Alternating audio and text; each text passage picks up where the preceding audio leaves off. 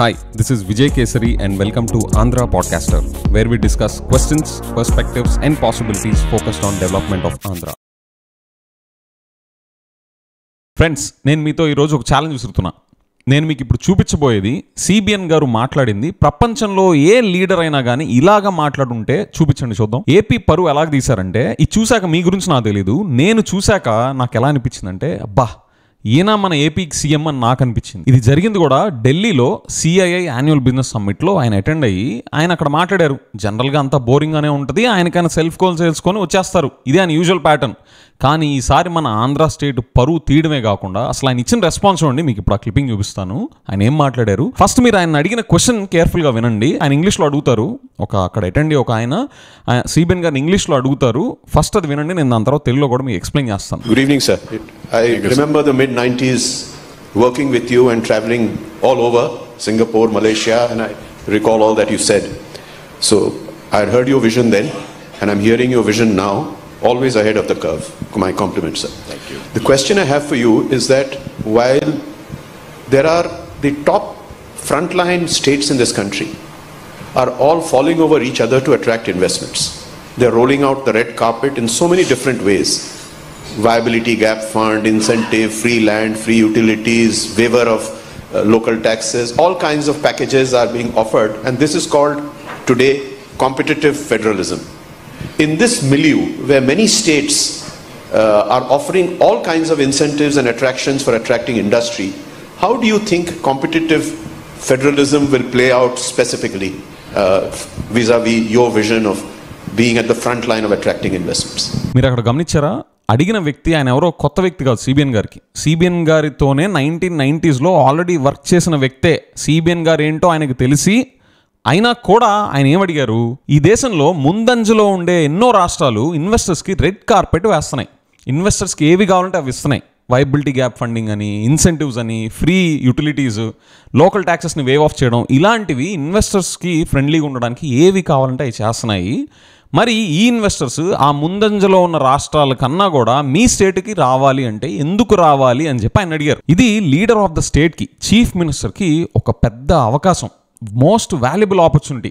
మన స్టేట్కి ఉన్న స్ట్రెంగ్స్ ఏంటి, మనం ఎక్కడ దాకా వచ్చాము అండ్ ఫ్యూచర్లో ఎక్కడికి వెళ్తున్నాము, మన రోడ్ మ్యాప్ ఏంటి అని ప్రపంచం మొత్తానికి చెప్పే ఒక మోస్ట్ వాల్యుబుల్ ఆపర్చునిటీ. అవునా కదా? సింపుల్గా ఆయన ఏమడిగారు, ఇన్ని స్టేట్స్ ఉన్నాయండి, మీ స్టేట్లోనే మేము డబ్బులు ఎందుకు పెట్టాలని అడిగారు. అవునా? నేషనల్ మీడియా, ఇంటర్నేషనల్ మీడియా అందరూ చూస్తుండగా ఈ క్వశ్చన్ అడిగితే మనకున్న ఆకలిని, మనకున్న యాంబిషన్ని, మనకున్న ప్రణాళికని ప్రపంచవ్యాప్తంగా సౌండ్ వచ్చేలాగా చెప్పే ఆపర్చునిటీ పెట్టుకొని మన స్టేట్లో డబ్బులు పెడితే, ఇన్వెస్ట్ చేస్తే మీకు, మీ నెక్స్ట్ తరాలకి అండ్ మీ షేర్ హోల్డర్స్ అందరికీ 100 రెట్లు మల్టిప్లై అయ్యే రిటర్న్స్ మా స్టేట్లో వస్తాయి అనే సాలిడ్ ఫార్మిడబుల్ కాన్ఫిడెన్స్ ఇవ్వాల్సింది పోయి సిబిఎన్ గారు ఏం చెప్పారో తెలుసా? కింద పడకుండా జాగ్రత్తగా కూర్చొని వినండి.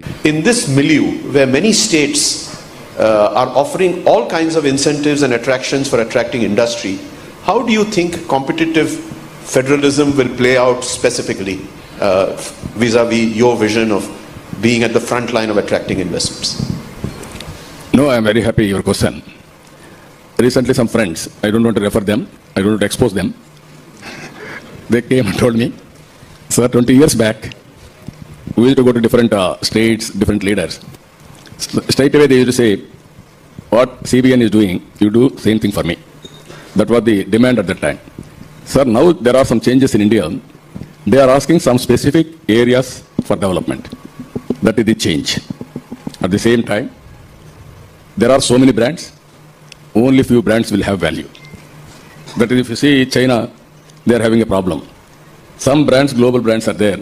It is always marketing. That is the brand we are having in Andhra Pradesh. That is where CBN is the brand. This is where I am requesting all of you. There is a proof of concept. So you come and test. Credibility will come over a period of time, not overnight. That is where I stand better than others in competition. Being equal with all the other parameters, my performance will be much, much better. విన్నారా? ఏపీకి investors ఎందుకు రావాలి అంటే ఆయన చెప్పింది ఏంటో తెలుసా? CBN brand చూసి రావాలంట, అంతే. ఇంకా ఆయన ఏం చెప్పలా. సార్, అసలు ఆంధ్ర గురించి మీకు ఏమీ తెలియదా? మీరు చెప్పింది విన్న తర్వాత వాళ్ళు ఆంధ్రప్రదేశ్ గురించి ఏం అర్థం చేసుకోవాలి సార్? మీతో పాటు పనిచేసిన ఆయనే మీ గురించి తెలిసిన వ్యక్తే, మీ గురించి తెలియక కాదు కదా, మీ గురించి తెలుసు కాబట్టే కదా ఈ క్వశ్చన్ అడిగింది ఆంధ్రప్రదేశ్లో ఎందుకు ఇన్వెస్ట్ చేయాలని చెప్పి. దానికి ఆన్సర్గా గ్లోబల్ బ్రాండ్స్ లాగా సిబిఎన్ బ్రాండ్ అని చెప్పుకోవడం ఏంటి సార్? సరే సార్, మీరన్న గ్లోబల్ బ్రాండ్సే తీసుకుందాం సార్. అసలు నాకు ఎంత డిసప్పాయింటింగ్ ఉందంటే ఏపీని మళ్ళీ ఈయన ప్రమోట్ చేస్తానని చెప్తున్నారు. ఎంత డిసప్పాయింటింగ్ ఉందో చూడండి సార్. సిబిఎన్ సార్, మీరన్న గ్లోబల్ బ్రాండ్సే తీసుకుందాం. నైకీ స్టోర్కి వెళ్ళి లేదా యాపిల్ స్టోర్కి వెళ్ళి మీరు అక్కడ ఉన్న మొబైల్సో ల్యాప్టాప్సో షూసో కొనాలనుకొని అక్కడ ప్రైజెస్ చూసి ఎందుకు మేము ఇంత ప్రైస్ పెట్టి కొనాలి అని ఆ నైకీ షోరూమ్ అతను లేదా యాపిల్ షోరూమ్ అతను అడిగితే వాళ్ళు వచ్చి మీ దగ్గరికి బ్రాండ్ చూసారా, గ్లోబల్ బ్రాండ్, ఆ సింబల్ చూసారా, కొనేయాల్సింది అంతే అంటే మీకు ఎలా ఉంటుంది? అలా చెప్పే అతన్ని మీరు పైనుంచి కింద దాకా చూడడం కూడా టైం వేస్ట్ అని చెప్పి మీరు వెనక్కి తిరిగి వెళ్ళిపోరా? అవునా? అలానే ఉంది సార్ మీరు చెప్పిన రెస్పాన్స్ కూడా. వాళ్ళు అక్కడ నుంచి ఎందుకు వెళ్ళలేదో నాకు తెలియదు. సీఎం ఎదురుగుండా అలాగ బాయ్కౌట్ చేసి వెళ్ళిపోతే, వెనక్కి తిరిగి వెళ్ళిపోతే అది వాళ్ళకి ఎలాంటి కాన్సిక్వెన్సెస్ క్రియేట్ చేస్తుందో నాకు తెలియదు, వాళ్ళు ఎందుకు వెళ్ళలేదో. బట్ మీరు చెప్పింది అసలు ఏ రకంగా కాన్ఫిడెన్స్ ఇచ్చేలా ఉందో ఒకసారి చెప్పండి. మీరు చెప్పింది ఎలా ఉందో తెలుసా? లోకేష్ గారు చెప్పారు, గుర్తుందా? ఇన్వెస్టర్లు ఇన్వెస్ట్ చేయాలంటే బాండ్ పేపర్ల మీద సైన్ అడుగుతున్నారు, జగన్ గారు మళ్ళీ రారు అని చెప్పి ఒక ఎంహెచ్ఆర్ అండ్ ఇగ్నోరెంట్ స్టేట్మెంట్ ఒకటి ఇచ్చారు చూసారా? అలానే ఉంది మీది కూడా. మీకు లోకేష్ గారికి ఏమీ తేడా లేదు. And Lokesh garu, this is in no way compliment to you sir, I hope you get it. Sir మీ ముందు వాళ్ళందరూ చప్పట్లు కొట్టారు, కానీ వాళ్ళందరూ ఎవరో తెలుసా? వాళ్ళు ఇన్వెస్ట్ చేయాలి అంటే ఒక ప్రూఫ్ ఆఫ్ కాన్సెప్ట్తో ఒక ప్రూఫ్ ఉంచుకొని దాని ద్వారా వాళ్ళకి సరిపడా రిటర్న్ ఆన్ ఇన్వెస్ట్మెంట్ వస్తుందా లేదా అని 100 సార్లు చెక్ చేసుకొని కానీ ఒక్క పైసా కూడా ఇన్వెస్ట్ చేయరు. అలాంటి వాళ్ళ దగ్గరికి వెళ్ళి, and there is no judgement on their part, that's fair. Business women కానీ బిజినెస్ మెన్ కానీ అట్లానే ఉండాలి. That's how their world works and that's how any organisation, any meritorious organisation should think about efforts versus return on those efforts. మీరు మీ గురించి ఎంత డబ్బా కొట్టుకున్నా వాళ్ళకి ప్రూఫ్ కనిపించకపోతే నయా పైసా కూడా తీరు. మిమ్మల్ని హాయిగా డబ్బా కొట్టుకొని ఇచ్చి చప్పట్లు కొట్టి సాగనంపుతారు తప్ప ఒక్క రూపాయి కూడా ఆంధ్రప్రదేశ్లో పెట్టరు. ఇలా అనే చెప్తే అలాంటి వాళ్ళ మధ్యలో కూర్చొని నా పేరు చూడండి, నా బ్రాండ్ చూడండి అనే ఎవరికి? వాళ్ళకా?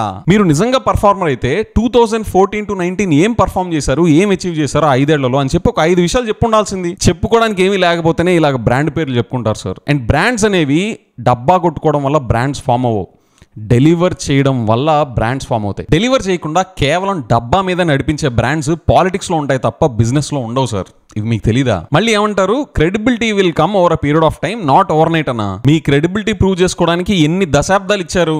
ఈ క్రెడిబిలిటీ అంతా చూసి కూడా మిమ్మల్ని ఆంధ్రప్రదేశ్కి ఎందుకు రావాలి అని అడుగుతున్నారంటే సిబిఎన్ బ్రాండ్ అక్కడ ఉంది అని కాదు సార్. సిబిఎన్ బ్రాండ్ని పక్కన పెట్టి అసలు విషయం ఏంటి అని అడుగుతున్నారు. మేబీ వాళ్ళకి సిబిఎన్ బ్రాండ్ అంత ఎఫెక్టివ్గా లేక అడిగారేమో, నాకు తెలియదు. కానీ మీరు మన స్టేట్ పరువు తీస్తారు సార్. అండ్ ఈ ఈవెంట్ మొత్తంలో నాకు నచ్చిన పాయింట్ ఏంటి అంటే అక్కడ టైం కన్స్ట్రెయింట్ లేకుండా వాళ్ళకి ఎంత కావాలంటే అంత టైం నేను ఇస్తాను క్వశ్చన్ అండ్ ఆన్సర్ సెషన్స్కి అని చెప్పి ఆయన ఒక చీఫ్ మినిస్టర్గా అక్కడ ఫుల్ ఫ్లెడ్జ్డ్గా డివోట్ చేశారు వాళ్ళకి, which is something that I liked. కానీ వాళ్ళు నిజంగా ₹1 తీసి మన స్టేట్లో పెట్టాలి అంటే అసలు రియల్ టాంజిబుల్ టాక్ ఏది, అసలు సరుకు ఏది, ఎక్కడ మాట్లాడారు మీరు? నా మాట విని ఇది మేబీ 4th టైం చీఫ్ మినిస్టర్కి రికమెండేషన్ ఇవ్వచ్చో లేదో తెలీదు, but as a common person to my chief minister I'm giving this recommendation sir. మీరు ఒక ట్రైనింగ్ ఇప్పించుకోండి.